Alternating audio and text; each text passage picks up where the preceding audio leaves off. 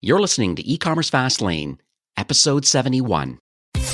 Welcome to E-Commerce Fastlane, the podcast show to help you build, launch, grow, and scale a wildly successful e-commerce company. Listen to real conversations with proven practical strategies and success stories. Learn how to generate more traffic, more sales, more profit, and customer lifetime value for your Shopify store. And now, your host and e-commerce entrepreneur, Steve Hutt. This episode is brought to you by Caro, the #1 Shopify app for influencer marketing. Caro is a Shopify app that discovers all the influencers who are your brand's customers, email subscribers, and fans. Now imagine an influencer with 1 million followers was to make a purchase from your Shopify store. Would you know about it? Caro makes sure that you do. And unlike other influencer platforms, Caro is built for trust and transparency. And they help you find influencers that are genuinely interested in your brand so that you're not scrolling through countless social accounts just to find the right partners. Let Caro do the heavy lifting and find influencers that are best for your brand. And Caro also helps you execute your influencer marketing every step of the way. They make communication and product distribution easy so you can pick the right influencers and create meaningful partnerships. And right now, Caro is free for all Shopify stores. So why not try it out and see who you find? Now, after you install the app, Caro will alert you whenever a new influencer engages with your brand so that you can communicate and continue to build your list of influencers over time. To get started, you can visit getcaro.com or you can search for Caro in the Shopify App Store. That's Carro, and discover which influencers already love your brand. Hey there, it's Steve, and welcome back to the E-Commerce Fastlane podcast. Now, this is your first time listening. This is an e-commerce show where we have honest and transparent conversations about building and thriving with your store powered by Shopify or Shopify Plus. Now, new episodes are available each week with your favorite podcast player through iTunes, Stitcher, Google Play, and Spotify. Or you can also sign up online at ecommercefastlane.com and be notified when a new show is being released. Now, my guest on today's episode is Michael Vadini, who's the co-founder and CEO of Glue.io. And they're an incredible e-commerce analytics and business intelligence software solution that truly helps Shopify store owners like you save time and sell more. They deliver business intelligence and alerts and automation really to help you generate more revenue, cultivate loyal customers, and optimize product strategy. Most importantly, just drive profitability for your brand. So exciting episode. I'm so glad I finally got him on today's episode. So please enjoy. So hi, Michael. Welcome to E-Commerce Fastlane. Hello. Number one, thank you for coming on the show. On a high level, for those that don't know what the Glue platform is, can you discuss what problem the platform aims to solve for Shopify store owners and brands? It actually solves several problems all store owners and online merchants face all along their journey from a small to mid-sized business to the larger merchants. But if you really think about having the number one objective is to have all of the insights based on, as close to real-time data that's driving the business at your fingertips so that you can make decisions about every aspect about the performance of your business. And the problem starts, most of the time, the problem starts with having your data in many different places. That would be customer data, product data, inventory, order data. But it also involves your channels. It involves, where you're advertising and a myriad. I mean, our average subscriber might have between 6 and 15 different integrations that they're bringing from different data sources. And we transform that data and put it into a data warehouse. And then what's really the most unique thing about Glue.io is that we provision and calculate and provision all of those insights so they're ready at your fingertips. So if you think about the evolution of your traditional online merchant, they're faced with conceiving the company, building the company, hopefully growing successfully the company. And the idea of having basically our goal was to build the best e-commerce analytics product and business intelligence platform on the planet, really, so that these companies and these owners, with everybody from a small e-commerce merchant all the way to a big brand with a new DTC strategy, direct-to-consumer strategy, Yep. that they be in a position to say, I can spend my time and my energy focused on all those things that drive the key elements of my business, not focused my time and my resources on actually trying to create those types of insights. Right. Yeah, that does make sense though. And I know when I look at brands, I really do see there's quite a few sources of data that are they're almost siloed in their own areas. And then they're having to create reports themselves and then starting analyzing these reports. I mean, they do it because that's just kind of the way it used to be, or the way it always has been. And it sounds like, what Glue has done is they've now are able to connect a lot of these external sources, some of them being Shopify created, some are Google Analytics, some are these sales channels, marketplaces, everything's all coming in together. And then from there, what I've noticed, I have quite a few brands using Glue, is that there is some stock standardized reporting that really helps make the marketer's job easier because you have all of these sources and you just know what the proper KPIs are, what people need to make decisions. That's right. That's exactly right. So let's talk about, once again, those that don't know the Glue.io, let's talk about maybe the co-founder's journey a bit. I understand you're a co-founder. Let's talk about leading up to the launch of Glue. Like, what do you believe uniquely positions you and maybe the founding team, first of all, to have the desire, and then I guess number two, the expertise to even want to create a platform like this? And that's a great question. It's interesting. We kind of viewed, if you think about our origin and the initial people in the company, my son, Carmen Vadini, who's the co-founder and president of the company, and we looked at the marketplace and we were very focused on really a broader market opportunity. And I would say after about a year and a half, we pivoted to be exclusively focused on the e-commerce space, because what we found there was this unserved and unmet need to provide these merchants, which, as you know, in the Shopify universe, we continuously get a new announcement about the new level of number of Shopify customers that are out there. Yeah. So we know that the market size is great, but the product had to be extraordinary. And when we made that, we focused on it. What really happened, the truth of the matter is that we were very blessed and fortunate to have a handful of people that were from the industry. In other words, it was a combination of having the people in the house that could look at the market and look at what was in the market available to the merchants.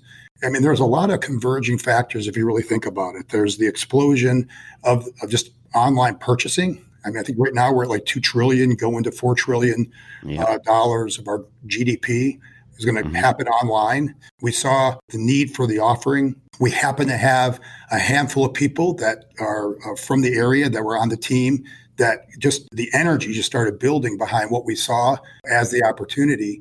And I think also to some degree, I mean, myself and Carmen, we've built and been involved in building companies in the software and services industry before.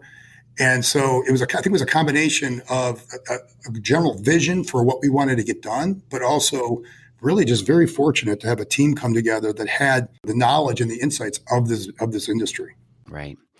Yeah. Vision and timing, I think that's key. And that's one thing I've noticed too with your particular platform is that you're solving some very unique problems. When I go, and every time you're always doing platform updates like Shopify is, and you're always like, I'm sure we'll dig into a little bit later about your roadmap, but it's so interesting that this is not one and done kind of situation. It's a nonstop iterative process of keeping leveling up these merchants because the landscape is getting more and more competitive. I mean, you're right. There's over 1 million customers just on Shopify platform alone. And, there's a large handful are using the Glue.io solution and other competitors. But it's so interesting that because of the competition, you have to level up your skill sets. And the only way to do that in this day and age right now is to have a proper business intelligence tool like Glue to help you understand your data and then make decisions on that data.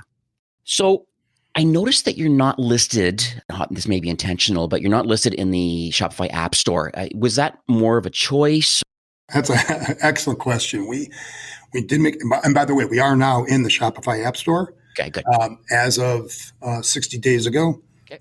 We did make a conscious decision over the initial, our go-to-market strategy for the first 3 years after product launch was to prove out some things about the product and the platform overall, and also in our ability as an organization to understand our customer base and to interact and engage with them.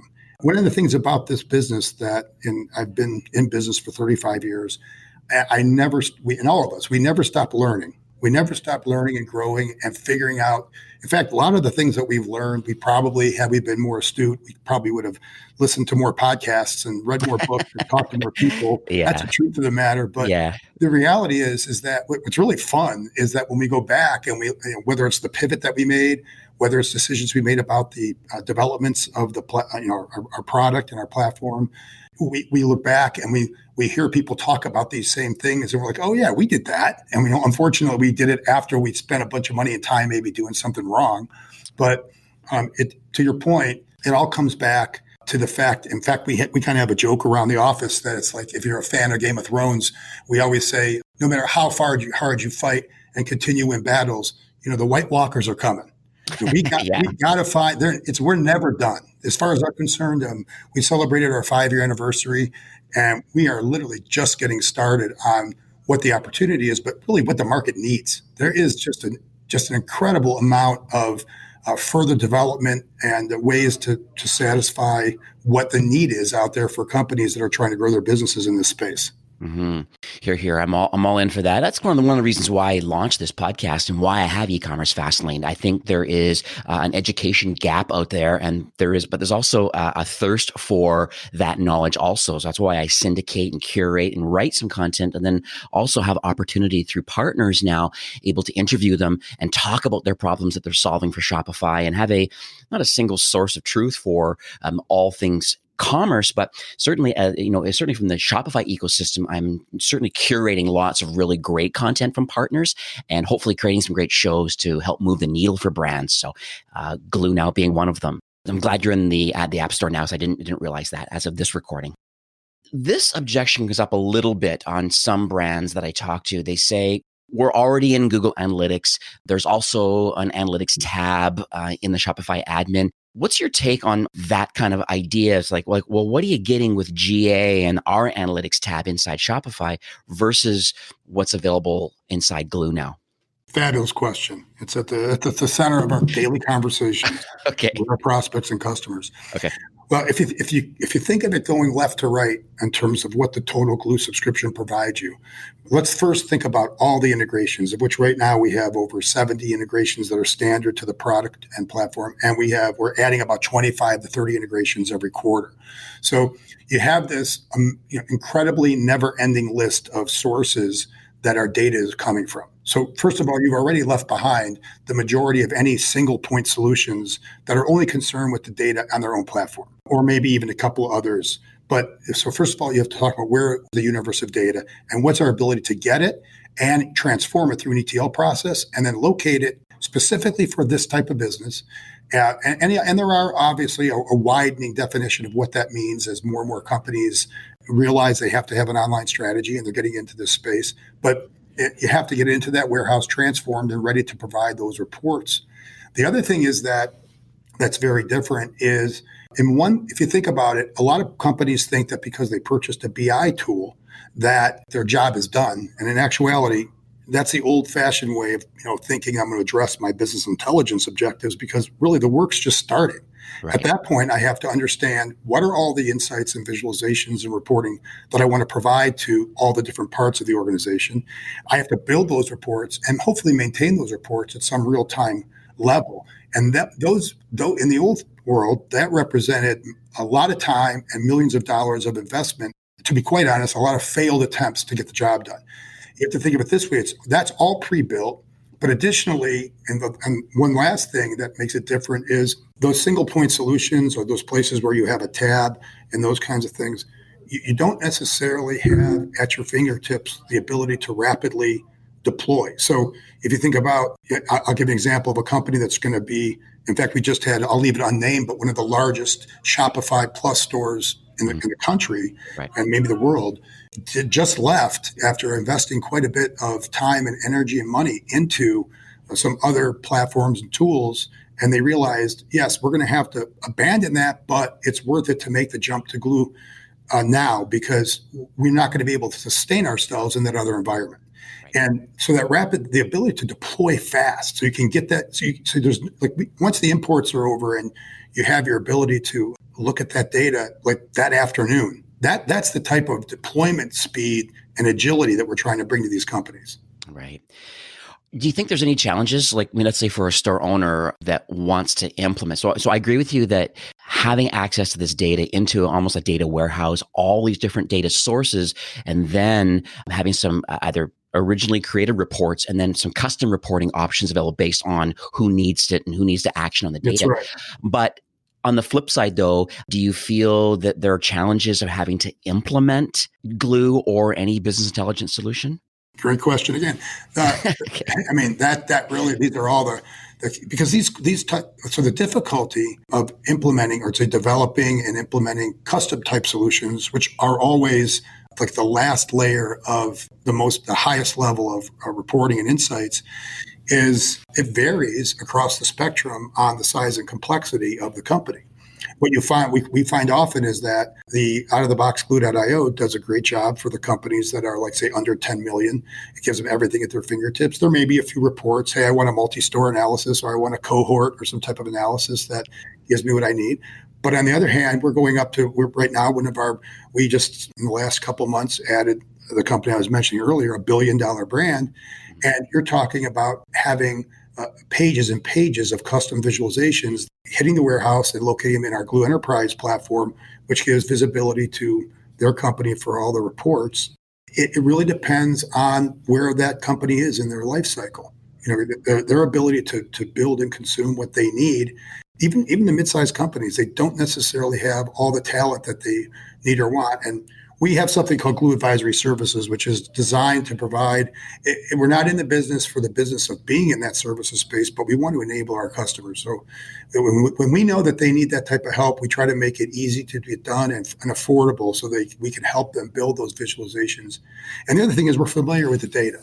Not everybody has data experts walking around the halls of their business. And so we try to say that we bring that talent with the technology, and that really, again, hopefully jumpstarts them.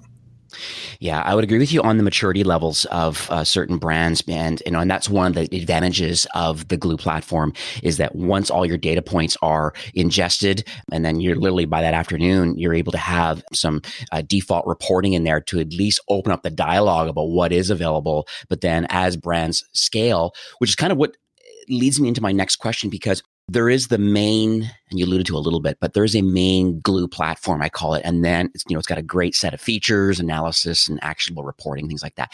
But you also have Glue Plus. So can we talk about maybe what value to a Shopify brand, let's say, that they would even want to upgrade to Glue Plus? Like, what are they getting extra?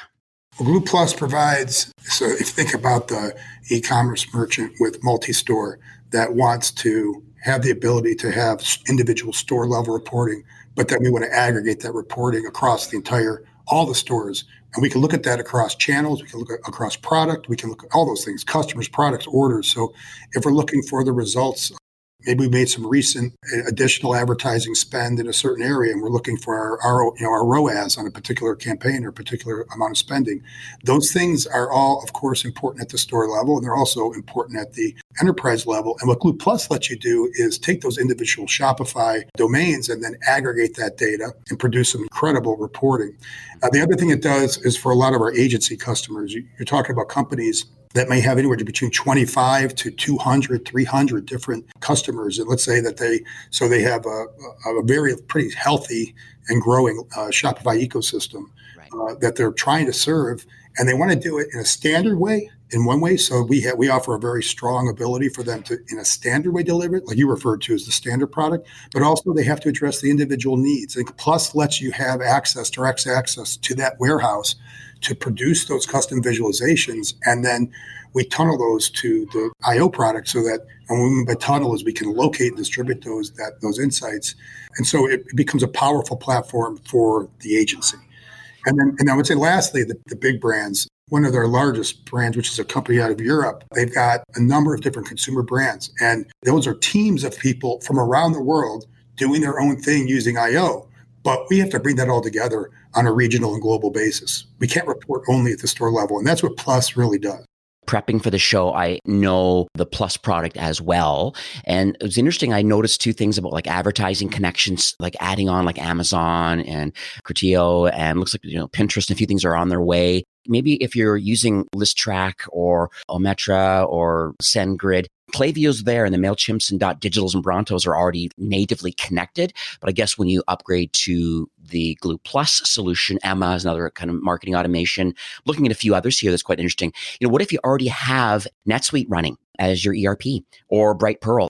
I guess another kind of operational type connection. And then it goes into loyalty. I see you have some native loyalty connection through Smile, but then what if you're using Loyalty Lion or you're using Yotpo for that sort of thing, for reviews and the social proof side of it? So it's so interesting. You have quite a few native, highly available, I call them the usual suspects for your tech stack. But I guess there's certain particular brands, depending on their maturity, there's certain things that you don't need to change what you already have. You may have to go to our Plus version if you're a NetSuite customer also for accounting and ERP. Fair enough. But for the most part, it's quite interesting kind of what you do. And I like the fact that you've differentiated the two to a certain degree. A lot of great connections, the most popular connections. It looks like it's going to be growing too, by the way. I can see coming soon in a few. So that. I guess that's all part of your, I don't know, you said 25 or so new integrations a quarter are popping up. And I guess you're getting feedback from your own customers about what you would like to add on. Yeah, that's exactly what's happening. We have an integrations roadmap that represents a combination of what we think is important going forward in terms of the market size and the market share. And then we are driven very heavily, even as a prioritization, relative to what our customers want to do. So many of those integrations you talked about that were available in Plus, like say NetSuite, for example, those are available right now, and they work beautifully to create those custom visualizations. But we do have a roadmap that continuously adds the integrations, and we want to continue to develop. If you think about it, the integrations are not only allowing us to serve a larger customer base with the data that they need, but it also is driving the development and evolution of Glue.io, because Glue.io has to reflect those insights in the standard product as much as we can over time. That's why our work is never done. We try to reflect that there and also make sure that Glue Plus has those visualizations, that they're custom visualizations at their fingertips for those things that haven't made it yet to reflect in the IO product. Another thing I noticed too is the subscription-based option. I know Recharge typically is, I guess Shopify is kind of the largest partner when it comes to subscription-based options. I think the payments product through Shopify doesn't at this point have tokenization, so it doesn't do subscription-based options. So most of the large brands that are doing this sort of thing using Recharge, and I know you have a native connection there. I think that's a topic that comes up quite a bit with merchants. How do I avoid churn? Because they know that typically it's only the last kind of transaction is noted somewhere within GA in Google Analytics, and you're not able to see full lifetime value of a particular customer, known or not, and then trying to figure out, well, how do I avoid churn? How do I segment those customers? How do I proactively outreach knowing what lifetime value is or knowing when potential churn is going to happen? Or at least hypothesize around that. So it's nice. Do you have any insights on that Recharge connection and any kind of like interesting reporting that could help a subscription-based company? Yeah, the subscription reporting, very heavily driven from our customer base, telling us what, as you just stated, what needed to be at their fingertips to look at what drives, what's most important from a metrics perspective and KPIs for their particular type of business. Near 100 new customers came onto the Glue platform once they knew that these subscription analytics and metrics were part of Glue standardly. Right. But you're exactly right. Their business has similar, but not the exact same. They have some other key drivers. And so, yeah, when that was added in, it made a big impact. Obviously, there's a lot to value creation for companies that can find a way to get on the wagon with the recurring revenue model. Right. And so we just see that as another driver for growth. Yeah, that's awesome. I'll make sure in these show notes that there'll be links to more details on that Recharge connection and sort of reporting. It's available. I know we have extended trial available for listeners today where you can actually dig into the platform itself and actually connect your channels and stuff. Yeah. Before we dig into that, I just would like to maybe get some feedback from you. This show, I'm sure you can appreciate, it does have a diverse range of listeners. And since you have access to so many entrepreneurs and you've been doing this for a really long time and are an entrepreneur yourself, it's like, could you give some advice today, maybe for early stage people listening today really they want to grow their Shopify brand, what sort of things do you believe they should be working on? The plate where we see the most growth, if I look at it from the things that I see, is best in class, and especially in the emerging people that are maybe in the first 2 to 3 years of the business, is really being on top of the advertising. I know that goes without saying, but it's so important that every dollar matters at that stage. It's difficult to see around the corner, to see where your business can go when you're in those early stages. I'm just thinking, what's fun is if you go to YouTube and you look at some interviews of some top leaders, like, for example, say if you went to see what was Shopify was saying, and they say, and I think it was 2013, there's a YouTube out there when they were at 60,000 customers. Mm-hmm. So I just saw YouTube a couple of weeks ago, 60,000 customers, and just recently announced 1 million customers. And I remember seeing a YouTube a while back when in the late 90s when someone was interviewing Jeff Bezos from Amazon, and the notion of buying something online, just the idea of buying something online was something that they thought was a new idea. And obviously we know the rest of that story. So I think one of the things I would do to encourage just to keep it at a higher level is running the business, growing the business, making the right pivot, having the insights, not just because of glue, just staying completely immersed in every nuance of the business. You never know where that business can go. That business can grow. And why I love who we work with. And I one of the things we say here at our company is that we want to honor the entrepreneur merchant. We think that the people that are what was a smaller part of our overall economy, which is now becoming a major force in our overall consumption in this country and around the world, and that we think that those are some of the most resourceful, hardworking, resourceful, and talented people. I guess we're in love with our customer base, is what I'm saying. So I would say, I would press on, and what you see today is not necessarily where you're going to be in 2, 5, or 10 years. There's so much opportunity in this space, and I would just stick with it and continue to fine tune it and pivot when you have to. I also think too, it's the old saying, what you don't measure, you can't affect. And I think that's another little thing that I delicately nudge some early stage people to, and saying, listen, you have to be accountable for your numbers. First of all, what are they? And at least from a basic KPI perspective, you have to love your numbers. It's great to have a business concept. It's great to have market fit. It's great to be unique and maybe even a social component to it, environmental component, whatever is differentiating your direct-to-consumer brand. But I think understanding, or at least have a cursory knowledge and understand that the numbers are important and not getting overwhelmed. I know there's this paralysis analysis kind of thing that can happen to some people, but it's slowly looking at some of the important KPIs and then working your way towards improving them. If it's an average order, or if it's trying to get the second or third order of the customer, or average order size, or the frequency part of it, I think that just adds on exactly what you're saying. A superb point. I mean, I go back to just a few years ago when we had some success with one of our emerging customers that just was using, just like you said, just using average order value and zero purchase and repeat purchase type analysis, and some really good work on ROAS, looking at the return on their ad spend. And I remember in that regard, it all came together into a couple campaigns that doubled their monthly revenue. And we said, that works. That's the game right there. And so what you said is exactly right on. And the other thing too, I think when you make it a point to understand what those key drivers are, it also helps when you're learning from other companies, because these people don't arrive at these KPIs accidentally. These are best in class type performance indicators. And so if you can continue to morph the company to hit these metrics over time, you realize you not only create a company that's viable and healthy and growing, but you also create value, which at the end of the day, it'd be nice to think that the business is not only generating revenue and income, but it's also creating lasting value as a company. Yeah, one of the first things I do when I get access to a new account that I'm managing, just trying to help out in general, is I do a technical kind of SEO audit, a website audit, just for the low-hanging fruit, 404 errors and metadata and some basic things.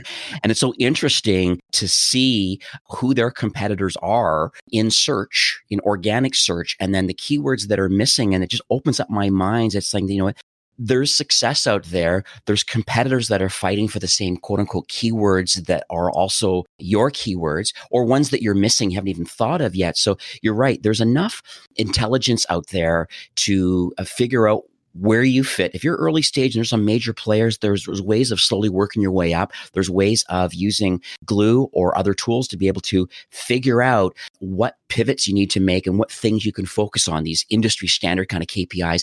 There's people that are significantly more mature. One of the great benefits of Glue is that we know what the billion-dollar company is looking for from a KPI and a connections. We get with you. You're not at that level yet, but man, you get access to all of that intelligence.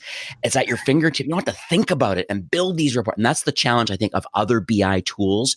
They'll be nameless on this podcast, and we easily search for them. But that's one of the negative things of some other BI tools is that as powerful as they are, they're also very complex. There's this human capital kind of, and I always use a joke about, the tool is a tool is like a hammer. It's only as good as the person wielding it. And the thing was with Glue, there's already a ridiculous amount of reporting and connections already built in there. So depending if you're early stage, what we're talking about now, it's there, it activate, and then you say, yeah, those are great reports. I can action those and help improve my business. But then there's more to learn, right? Yeah. Steve, what you just said, I could not say it better. I always think about, because I always say at the end of the day, let's really serve these people. How can we help them?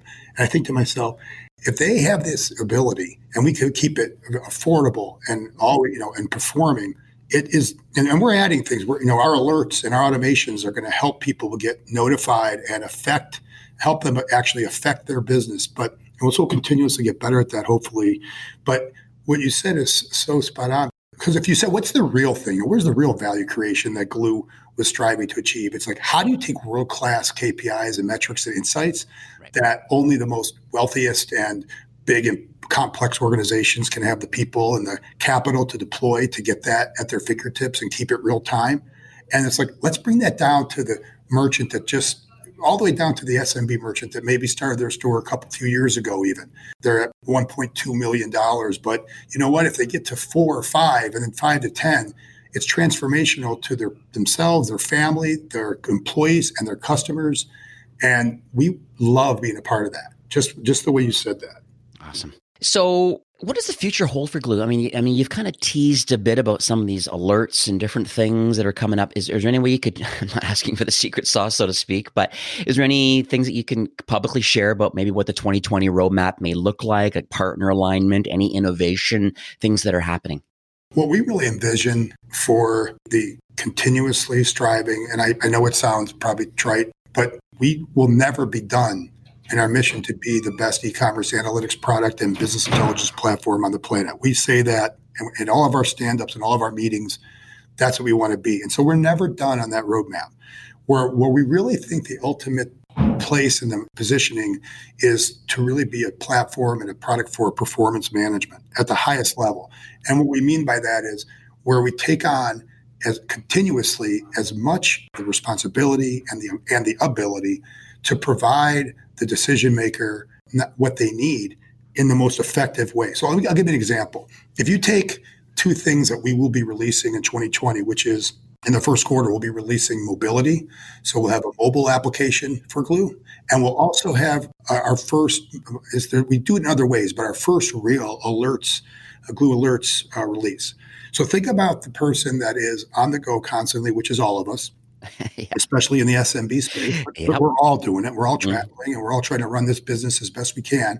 And we have the ability to set thresholds on all those KPIs that we're talking about, or at least the most important ones initially. And we have the ability to set those thresholds. And when we reach those thresholds, we have the ability to do one or two things, or both at the same time. We can notify and make sure people are aware that we've hit these thresholds. We do that today in a lot of ways with our daily snapshot, but let's just say it's at a higher level of personalization. And the other thing is that we have the ability to automate so that we can set parameters about what we want to have happen in the event that we reach this particular threshold. If I have that happening on the Glue platform and I get a continuously wider array of integrations and transformation and warehouse and analytics that are now available and driving that type of process, and I include that on mobility in a mobile app, what that means is I could be home in the evening, I could be walking down the street, I could be attending a conference, I could actually still even be in the office, right. But I will be in a position where I always have at my fingertips an awareness where what I'm deemed to be those critical driving forces and the success and performance of my company. That's what we continually want to strive to do. We want to really be a performance management platform and have the ability to do that uniquely because nobody else brings it in from all the disparate sources, create all that knowledge and all those insights, and then drive the decision-making real time and all the time for our customers. Yeah, I like the idea of the mobile app because I think that, like text marketing, even Facebook Messenger type marketing because of the attention that comes out of it instead of being lost in email and or not going and getting. And I think these kind of push notifications coming in an app as it relates to maybe Glue alerts on KPIs and certain things that are important to be dealt with on the spot. It's nice that a mobile app is going to be, it's important to talk about this now because this is the platform has found something that's important. It could be a success alert also. Hey, good job, guys. We're, trending above what we're supposed to be. Or, there's a challenge over here. That's interesting to me that you're getting that sort of push versus having to log into the platform and then missing a week and not logging in to see where we're at, waiting for your block of time that you're going to allocate towards analysis through the Glue platform. Now through alerts on a mobile app, yikes, that's a game changer. I mean, you're hitting, for me, I don't necessarily go around saying this explicitly every day in the office, but for me, when I think about how that manifests, there's only so many people in a company when it comes to BI and analytics that you want, in my opinion, to use the product. I don't want them to use it. I want them to experience it. Right. I want them to go do what you do and then know that engine is behind there helping. And then you experience it when the time is right. Like you just said, that I have, whether it's success or some issue where I have that coming to me, it's pushed to me. And then all of that criteria that makes the basis for that push and what I do from there, it's all predetermined. So now I know what do I want to do to manage the best practices to manage the performance of my store. Mm-hmm. It sounds like this obviously came out of a feedback loop with your own customers. And that's the thing you talk about, this iterative process and just reaching out to your customers. It's like, you think you know where you want to take the product, but it sounds like your customers are really helping dictate that. Absolutely. In fact, we don't really we're going to get more formalized about it in the future as a company, but that's why I love your show, because it's all about just be transparent and honest about the truth of the matter. We really never had some one person that was our chief product officer or someone in charge of it in the first 5 years of the company. We have all been chief product officers. We have all sit at the table, and the biggest voice, the true story is the biggest voice is our customer base. Of course, we have to be focused on having a standard product that can be successfully deployed for everyone. But we do make our customers the driving force behind where we think the best ideas come from. So, Michael, we are nearing the end of the show for today, and it's been I've got a copious amount of notes here that I've written down. It's been very educational for me. I'm sure the listeners are also getting a huge amount of value out of the show. I understand there's incredible benefits that Glue is definitely offering for Shopify brands. You've just closed a deal recently with $1 billion brand on Shopify, all the way down to $1 million. Do you have any closing comments or any takeaways that you'd like to share or summarize with some of our listeners today? We are a company that has a standard offering. And so everybody that could possibly listen to this podcast in that Shopify ecosystem is someone potentially, hopefully, we can help and serve. We fancy ourselves, and we're never done trying to continuously be the best as a service provider, selling a software as a service. So complementing that with being responsive to what they may want, that may be that last 10% that specifically would help them with their business. I would say the other thing is we have a trial, so you can go out there and trial it. And honestly, we're of the mind that maybe you're not ready for it right away, but I would do the trial, get some good ideas. It's the beginning, and the starting to think about those things that you can look at as a way to see what are those key indicators to help me improve my business. So how can people learn more about the Glue platform? Where can they go? We have a promotion. This code is first month free, and that's with the numeral number 1 ST, first month free. All one word as a promo code. Yeah, so what we'll do is I'll make a pretty link. So ecommercefastlane.com/glue. That will redirect to this really slick little landing page that your team put together. You can go to glue.io directly too, just to go to their website. I've really noticed, and I subscribe to your newsletter, but it's interesting in your learning center, your blogs, your webinar series and videos and tips and documentation. Like there's a significant content engine. I'm sure that a lot of the people that are going there are just educating themselves on all things analytics and BI. And slowly, these touch points are likely converting these customers into Glue customers, which is great. So you're getting that thought leadership. You're on a podcast like this. I think that's great. So for those that are listening today, glue.io, go there, sign up for their newsletter, go into their learning center. There's tons of things to do there. That 30-day free trial that's available right now, it's amazing because it's going to give you the opportunity now and almost the necessary time to prove the ROI, to see the reporting, get the value out of the platform. And you can see why so many Shopify brands are using this platform. So once again, Michael, thank you so much for coming on the show today and obviously sharing your obvious passion for wanting to help Shopify brands grow and scale.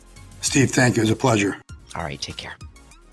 This episode is supported by Caro, an incredible Shopify app that discovers all the influencers, press, and media that already love your brand. They can be customers, email subscribers, or fans, and Caro will reveal the social footprint and influence of those that have already shown you some love. And from there, Caro makes it easy to work with influencers, communicate and distribute products to them so you can pick the right influencers and create meaningful partnerships. To get started, you can visit getcaro.com or search for Caro in the Shopify App Store. That's Carro, and discover which influencers already love your brand. Well, that's it for today's episode. I'd like to thank you, a loyal listener of E-commerce Fastlane. It's my hope that this podcast is offering you a ton of value through growth strategies, tactics, and exclusive insider tips on the best Shopify apps and marketing platforms, all with my personal goal to help you build, launch, grow, and scale with Shopify. Thanks for investing some time today and listening to the show. I'm so proud and excited that you have a growth mindset and are a constant learner. I truly appreciate you and your entrepreneurial journey. Enjoy the rest of the week and keep thriving with Shopify.